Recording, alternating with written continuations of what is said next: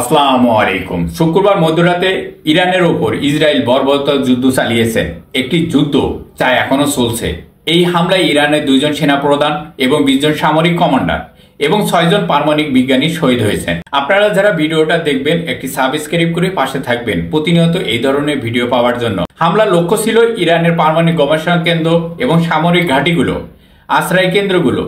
তাদেরকে ধ্বংস করার একমাত্র উদ্দেশ্য ছিল তাদের ইরানকে দুর্বল করে তোলা, আতঙ্কিত করে তোলা, যেন তারা নিরাপত্তার জন্য পশ্চিমার দিকে হাত বাড়ায়। তারা ভেবেছিল এই আগ্রাসনের ফলে ইরান যুক্তরাষ্ট্রের কাছে হাত বাড়াবে, ভিক্ষা চাইবে যুদ্ধ থামানোর জন্য। কিন্তু না, সেটা আর হলো না। পাল্টা জবাব দিলেন ইরান। তাদের ধারণা ছিল এই চাপের মুখে ইরান নিজেই বলবে আমাদের বাঁচাও, আমাদের রক্ষা করো। কিন্তু তার বাস্তবতাটাই হলো ভিন্ন। আর ইরান ঘুরে দাঁড়িয়েছে, হুঁশিয়ারি দিয়েছেন সারা বিশ্বের সামনে, যদি ইসরায়েলকে কেউ সহযোগিতা করে তবে তাকেও ইরানের পাল্টা আঘাতের জন্য প্রস্তুত থাকতে হবে। যুক্তরাষ্ট্র নিজেও এর বাইরে নয়। এই ঘোষণায় বিশ্ব নেতাদের আতঙ্ক ছড়িয়ে দিয়েছে। আর এই কারণে ডোনাল্ড ট্রাম্পের প্রতিক্রিয়া হিসেবে যা বলেন, সাবেক মার্কিন প্রেসিডেন্ট ট্রাম্প এই বিস্ফোরণের মন্তব্য ঝাড়লেন এই বিষয়টি নিয়ে। এভাবে চলতে থাকলে তৃতীয় বিশ্বযুদ্ধ কেউ ঠেকাতে পারবে না।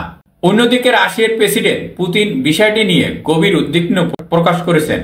গত রাতে তিনি দীর্ঘ সময় ধরে ইরান ও ইসরায়েলের উভয় পক্ষের প্রতিনিধিদের সঙ্গে আলোচনায় বসছেন।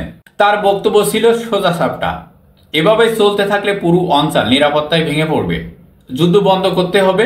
যুক্তরাষ্ট্র বলছে তারা সরাসরি জড়িত নয়, কিন্তু প্রশ্ন উঠছে তবে এত নিখুঁত গোয়েন্দা তথ্য, এত সুনির্দিষ্ট হামলা কার সহযোগিতায় সম্ভব হলো?